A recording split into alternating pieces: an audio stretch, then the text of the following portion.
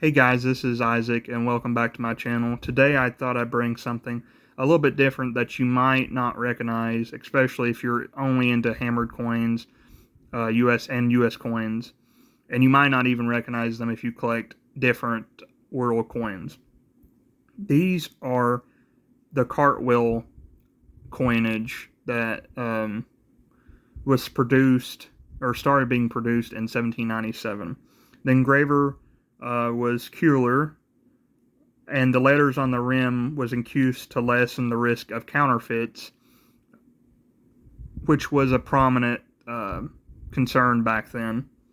Matthew Bolton actually struck them at his Soho Mint in Birmingham instead of the Royal Mint, which is interesting.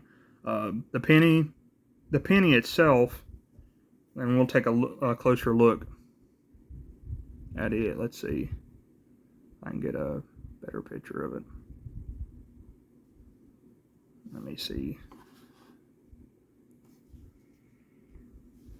I have to zoom in here. The penny itself should weigh around 1 ounce. And you see the face of George III, an older portrait, which of course this is 30 years into his reign, over 30 years. And you see Georges III, Domini, in the grace, by the grace of God, King of England. But you see him with laurel wreaths, with almost Roman style, type of dress. Very regal. Very, big coin, even the penny size. We have Britannia seated on the back with a lettering Britannia. She's holding an olive branch and a trident with a ship in the background, and the shield with the British colors on it. And you can see the Soho markings at the bottom of the shield and rocks, which is kind of interesting. Obviously 1797.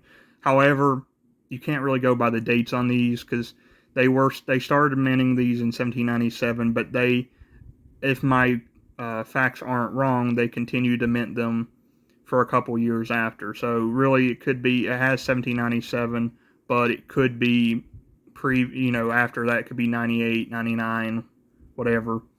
But yeah, this particular coin is interesting because I got it as an actual Christmas gift this past Christmas from my father, and he got it at a local pawn shop here, which is surprising, but evidently the pawn store owner had connections with this guy that would go over to England and buy coins from them. But just a very cool, chunky coin if you're looking to get into them. And they're around, I want to say, for this particular example, probably I think my dad paid maybe $50-$60, but they just range, in varying conditions depending on the price. But here is a tuppence or 2 pence, and I think unfortunately it's been cleaned at one point. Definitely been cleaned, but I got this at my trip to St. Augustine this year. Just look how thick that is. But man, just a huge chunk of copper. I'd said silver. It's not silver. That'd be crazy if it was silver. But yeah, we have the same portrait style for George III. Same text at the top, denoting who he was, and he was the monarch of Great Britain, and would remain so until 1820. But in the back, you have the same picture of Britannia with the olive branch, the trident, what we said before. I'm trying to see if I can, yeah, you see Soho on it as well. I bought this piece actually, and I may have overpaid since it's been cleaned, but I actually paid around 80, I think $75, $80 for this one. But I didn't mind to, just because it's hard to find a decent example of some of these, because they were up into circulation to the 1860. Yeah, circulated. I was looking at my note sheet till 1860. The 2p, this 2p was minted. I had a mintage of 720,000, which is a lot less than its penny counterpart. We'll put it back. But yeah, the penny had a mintage of 44 million, so quite a bunch more than the 2p,